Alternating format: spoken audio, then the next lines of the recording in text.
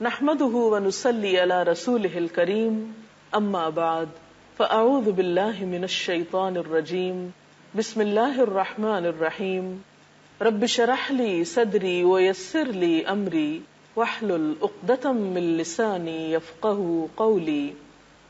ہماری آج کی گفتگو کا موضوع ہے روزے سے رخصت کس کے لیے۔ ہم سب جانتے ہیں کہ روزہ ایک فرض عبادت ہے۔ اگر کوئی شخص جان بوجھ کر بغیر عذر کے رمضان کا ایک روزہ بھی چھوڑ دیتا ہے اور بعد میں وہ زندگی بھر بھی روزے رکھتا ہے تو اس ایک روزے کے اجر کو نہیں پا سکتا جو اس نے رمضان میں چھوڑ دیا۔ اس قدر اجر و ثواب کے باوجود اللہ سبحانہ وتعالی نے کچھ ایسی حالتوں میں روزہ چھوڑنے کی اجازت بھی دی جن میں روزہ رکھنا انسان پر بہت بھاری ہو سکتا ہے، بہت دشوار ہو سکتا ہے۔ ہمارے دین کا حسن ہی یہی ہے کہ وہ دین فطرت ہے، اس میں کسی بھی انسان پر ناروا بوجھ نہیں ڈالا گیا۔ قرآن پاک میں اللہ تعالیٰ فرماتے ہیں لا یکلف اللہ نفسا الا وسعها، اللہ تعالیٰ کسی نفس پر اس کی وسعت سے بڑھ کر بوجھ نہیں ڈالتا، اس کو تکلیف نہیں دیتا۔ قرآن پاک میں جہاں روزے کی فرضیت کا اعلان کیا گیا وہاں اس کے ساتھ ہی کچھ ایسی حالتوں کا بھی ذکر کر دیا گیا جن میں روزہ چھوڑنے کی اجازت ہے یا روزے سے رخصت دی گئی ہے۔ ارشاد باری تعالی ہے فمن شہد منکم الشہر فلیصم ومن کان مریضا او علی سفر فعدۃ من ایام اخر یرید اللہ بکم اليسر ولا یرید بکم العسر ولتکملوا العدۃ وَلِتُكَبِّرُوا اللَّهَ عَلَى مَا هَدَاكُمْ وَلَعَلَّكُمْ تَشْكُرُونَ۔ جو شخص اس مہینے کو پائے یعنی رمضان کے، اس کو لازم ہے کہ اس پورے مہینے کے روزے رکھے، اور جو کوئی مریض ہو یا سفر پر ہو تو وہ دوسرے دنوں میں روزوں کی تعداد پوری کرے۔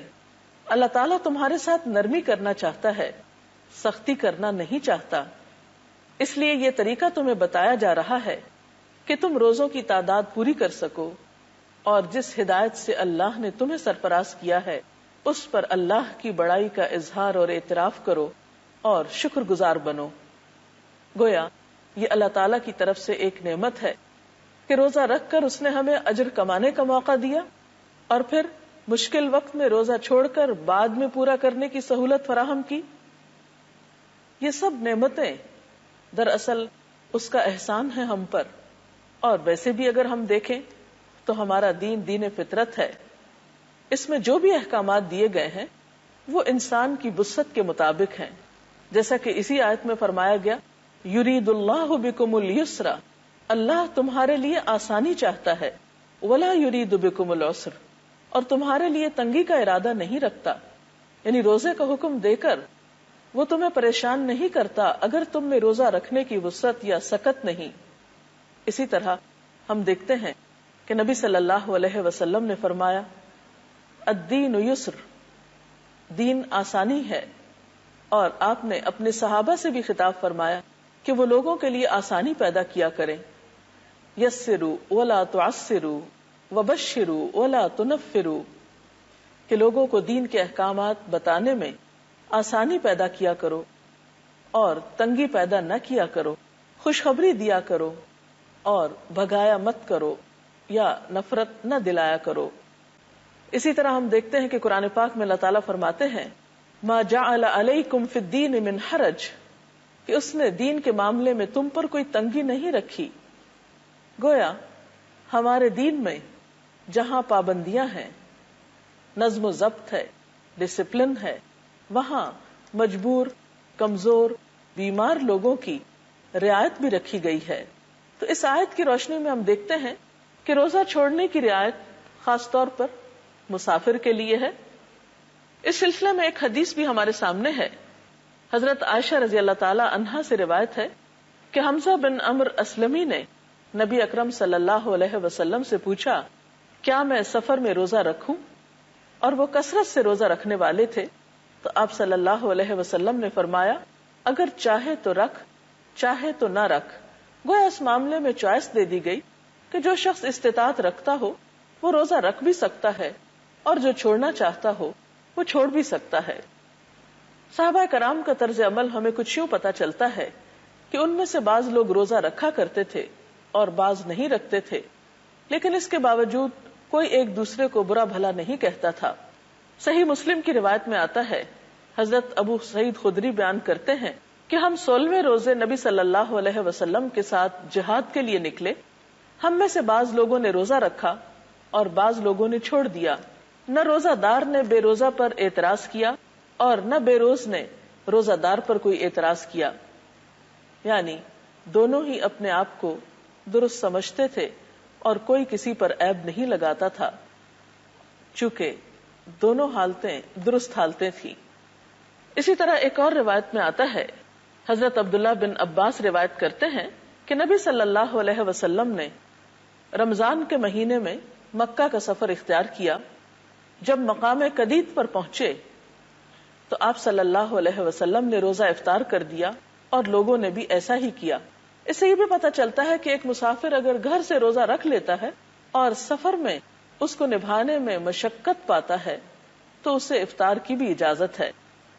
ایک اور روایت میں آتا ہے، حضرت جابر بن عبداللہ فرماتے ہیں کہ رسول اللہ صلی اللہ علیہ وسلم نے دوران سفر لوگوں کا ہجوم دیکھا۔ لوگ ایک آدمی پر سایہ کیے ہوئے تھے۔ رسول اللہ صلی اللہ علیہ وسلم نے پوچھا کہ کیا بات ہے؟ لوگوں نے عرض کیا، یہ شخص روزہ دار ہے۔ آپ نے فرمایا، دوران سفر روزہ رکھنا نیکی نہیں ہے۔ چونکہ رخصت ہے اس لیے کوئی بھی شخص مشقت میں پڑھ کر اگر سفر میں روزہ رکھتا ہے تو ایسا کرنے سے کوئی نیکی میں اضافہ نہیں ہوتا۔ اس سے یہ پتہ چلتا ہے کہ دین کی دی ہوئی رخصتوں سے ہمیں فائدہ اٹھانا چاہیے۔ ایک اور حدیث کے مطابق اللہ تعالیٰ جس طرح انسان کے لیے پابندیوں کو قبول کرنا پسند کرتے ہیں، اسی طرح وہ اپنے بندوں کے لیے یہ بات بھی پسند کرتے ہیں کہ بندے اللہ تعالیٰ کی دی ہوئی رخصتوں سے فائدہ اٹھائیں، کیونکہ اللہ تعالیٰ سے بڑھ کر ہمیں کوئی نہیں جانتا، ہماری نفسیات سے اس سے بڑھ کر کوئی واقف نہیں، لہذا اس کو بہت اچھی طرح معلوم ہے کہ کون شخص کتنا بوجھ اٹھا سکتا ہے اور کس حال میں کیسا طرز عمل اختیار کر سکتا ہے۔ اس لیے جہاں کہیں رخصت کا معاملہ ہو وہاں رخصت سے فائدہ اٹھانا بھی نیکی ہے۔ مثلاً ایک اور سفر میں آپ صلی اللہ علیہ وسلم کے ساتھ صحابہ کرام بھی تھے۔ کچھ لوگ روزے سے تھے اور کچھ نے روزہ نہیں رکھا۔ ایک جگہ پر پہنچے تو سب لوگوں نے پڑاؤ کیا۔ وہاں روزہ دار تو آرام کرنے لگ گئے، جن کا روزہ نہیں تھا ان لوگوں نے لکڑیاں جمع کی، کھانا پکایا اور دوسروں کی خدمت کی۔ تو آپ نے فرمایا، آج کے دن وہ لوگ سارا اجر لوٹ لے گئے جنہوں نے دوسروں کی خدمت کی۔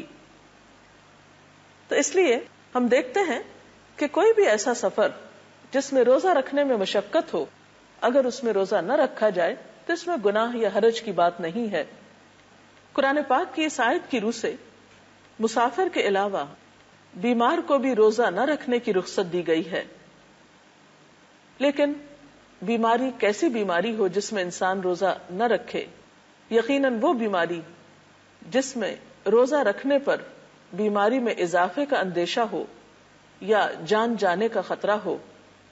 اس کے علاوہ ایسے بوڑھے لوگ جو بظاہر کسی بیماری کا شکار نہیں، لیکن بڑھاپا بذات خود ان کے لیے ایک بیماری اور کمزوری کی حیثیت رکھتا ہے، ان کے لیے بھی روزہ نہ رکھنے کی رخصت ہے۔ حضرت ابن عباس سے روایت ہے کہ بوڑھے آدمی کو روزہ نہ رکھنے کی رخصت دی گئی ہے، لیکن وہ ہر روزے کے بدلے ایک مسکین کو کھانا کھلا دے اور اس پر کوئی قضا نہیں ہے۔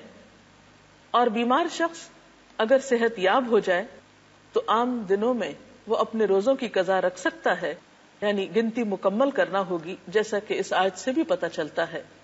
اسی طرح کچھ حالتیں ایسی ہیں جو براہ راست بیماری کے زمرے میں تو نہیں آتی لیکن بیماری سے قریب تر ہیں۔ مثلاً حاملہ عورت یا دودھ پلانے والی عورت، ان کو بھی روزہ چھوڑنے کی اجازت دی گئی ہے۔ حدیث میں آتا ہے، حضرت انس بن مالک سے روایت ہے، نبی صلی اللہ علیہ وسلم نے فرمایا، اللہ تعالیٰ نے مسافر کو روزہ مؤخر کرنے اور نصف نماز کی رخصت دی ہے، جبکہ حاملہ اور دودھ پلانے والی عورت کو روزہ مؤخر کرنے کی رخصت دی ہے۔ یعنی ایسی خواتین بھی اس حالت میں روزہ نہ رکھیں لیکن بعد میں وہ اپنے روزوں کی قضا دیں. اسی طرح حائضہ عورت، اسے بھی ان ایام میں روزہ نہیں رکھنا چاہیے، ہاں بعد میں وہ بھی اپنے روزوں کی قضا دے گی. تو یہ چند ایک صورتیں ایسی تھیں جس میں ہم دیکھتے ہیں کہ اللہ تعالیٰ نے اس فرض کی ادائیگی میں لوگوں کو رخصت دی ہے. نمبر 1 مسافر، نمبر 2 بیمار، نمبر 3 بوڑھے لوگ، نمبر 4 حائضہ، حاملہ اور دودھ پلانے والی عورت. اگر اس سلسلے میں آپ کے ذہن میں کوئی سوال ہو تو آپ کر سکتے ہیں. میڈم یہ سوال ہے کہ اگر کسی شخص کی بیماری دائمی ہو اور وہ قضا بھی نہ رکھ سکتا ہو تو پھر وہ کیا کرے؟ بات یہ ہے کہ اگر کوئی شخص کسی ایسی بیماری میں گھر گیا ہے جس سے اسے کبھی بھی صحت کی توقع نہیں، تو اسے چاہیے کہ وہ رمضان میں ہی اپنے روزوں کا فدیہ ادا کر دے. اور ایک روزے کا فدیہ ایک مسکین کا کھانا ہے. تو اس طرح اگر وہ رمضان کے بعد روزوں کی قضا نہیں بھی رکھتا تو انشاءاللہ اس کا کفارہ ہو جائے گا. اجازت چاہتے ہیں. اللہ حافظ.